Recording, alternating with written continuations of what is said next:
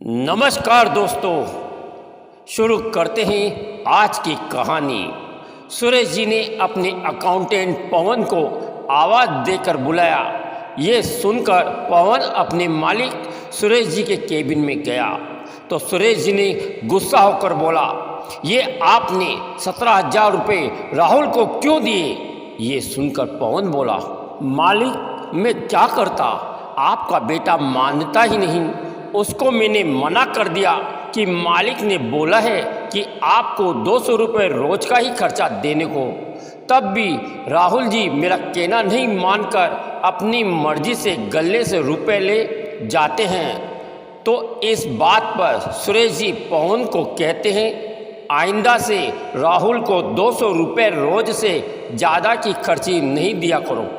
सुरेश जी अपने बेटे राहुल को घर पर जाने पर कहते हैं, बेटा मैंने तुझे कितनी बार कहा कि दुकान से 200 रुपये से ज़्यादा मत लिया करो।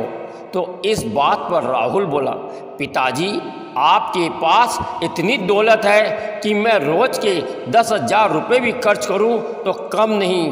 तो इस बात पर सुरेश जी राहुल को कहते हैं, बेटा मैं बहुत मेहनत कर ज्वेलरी की दुकान चला रहा हूँ और तू है कि मेरी सब जमा पूंजी को बर्बाद करने पर तुला है। 12वीं करने के बाद तूने पढ़ाई भी छोड़ दी, दुकान पर भी नहीं बैठता। मेरा इतना बड़ा कारोबार कौन संभालेगा? कल से तू दुकान पूरे समय तक बैठना।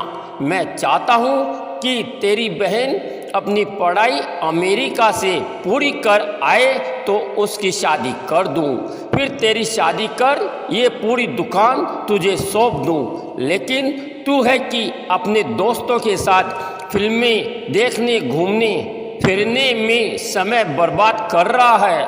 तो इस बात पर राहुल अपने पिताजी को कहता है, पिताजी मैं दुकान नहीं बैठूँगा। तो ये सुनकर सुरेश जी को गुस्सा आ जाता है।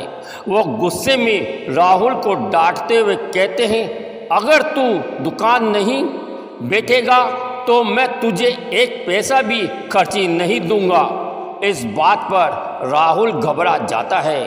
अगर पिताजी ने खर्चा देना बंद कर दिया तो वो कैसे अपने दोस्तों के साथ घूमेगा फिरेगा? इस बात पर वो अपने पिताजी को कहता है कि पिताजी मैं दुकान पर सिर्फ 2-3 घंटे ही बैठूंगा। तो सुरेश जी कहते हैं, मैं तुझे रोज़ के 200 रुपये की जगह 500 रुपये रोज़ दूँ, लेकिन मेरी एक शर्त है कि तुझे रोज़ 1 घंटे अपने धर्म गुरुजी जो मंदिर में प्रवचन देते हैं वो रोज़ तुझे सुनना है। तू चाहे तो दुकान पर भी मत बैठना। ये सुनकर राहुल का खुशी का ठिकाना नहीं रहता है। वो सोचता है कि पिताजी मुझे दुकान पर भी बैठने को नहीं कह रहे हैं और ऊपर से रोज के 200 रुपये की खर्ची की जगह 500 रुपये दे रहे हैं। सिर्फ रोज सुबह मंदिर जाना है, वहाँ धर्म गुरुजी के 1 घंटे प्रवचन सुनना है। तो इस बात पर राहुल खुशी खुशी अपने पिताजी की बात मान लेता है। दूसरे दिन से राहुल मंदिर जाकर अपने धर्म गुरुजी के प्रवचन सुनकर आने लगा। 2-3 दिन तो वो बेमन से प्रवचन सुनता, घर आकर खाना खाकर दुकान से 500 रुपये लेकर अपने दोस्तों के साथ घूमता फिरता। 3 दिन बाद सुरेश जी राहुल को पूछते हैं, बेटा तू प्रवचन ध्यान से सुनता तो है? तो ये सुनकर राहुल चौंक जाता है। वो अपने पिताजी को झूठ बोल देता है, पिताजी मैं प्रवचन ध्यान से सुनता हूँ। तो पिताजी राहुल से पूछते हैं, बेटा कल प्रवचन में क्या सुना? तो इस बात पर राहुल कहता है, पिताजी मुझे याद नहीं। तो सुरेश जी राहुल को कहते हैं, बेटा मैं तुझे 500 रुपये रोज़ इसलिए देता हूँ कि तू प्रवचन ध्यान से सुने। तो राहुल कहता है, पिताजी मैं कल से ध्यान से सुनूंगा। अगले दिन राहुल धर्मगुरु जी के प्रवचन ध्यान से सुनता है। प्रवचन में ये कहा जाता है कि घर आए अतिथियों का सम्मान सत्कार किया करो। घर आकर राहुल अपने पिताजी को पूरा प्रवचन सारांश में बता देता है। सुरेश जी बहुत खुश होते हैं। एक बार प्रवचन में ये बोला जाता है कि अपने माता पिता का कहना मानना चाहिए, अपनी कमाई में से कुछ हिस्सा दान में देना चाहिए।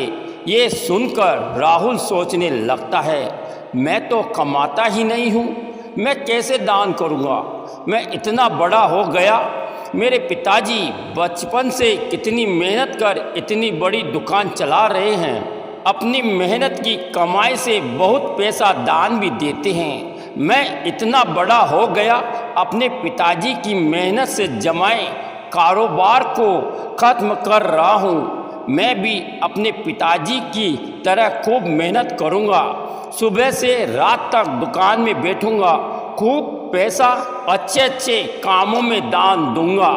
मैं अपने पिताजी का इकलौता बेटा हूँ। मेरे पिताजी ने बचपन से ही इतनी गरीबी देखी है, इसलिए उन्होंने खूब मेहनत से ज्वेलरी का कारोबार बढ़ाया। अगर मैंने अपने पिताजी के कारोबार में हाथ नहीं बटाया तो मेरे पिताजी जीते जी मर जाएंगे। ये सोचकर अब राहुल रोज मंदिर जाता है, अपने धर्म गुरुजी के प्रवचन सुनता, फिर खाना खाकर दुकान चला जाता है। वहाँ जाकर अपने पिताजी को कहता है, पिताजी आप आराम करो, समाज सेवा करो, दुकान पर मैं बैठूँगा। ये सुनकर सुरेश जी खुश हो जाते हैं। वो सोचते हैं, अगर मैं अपने बेटे को जोर ज़बरदस्ती से दुकान में बैठाता तो शायद ही बैठता। कभी कभी जो काम समझदारी से हो जाए उसे गुस्से से नहीं करना चाहिए।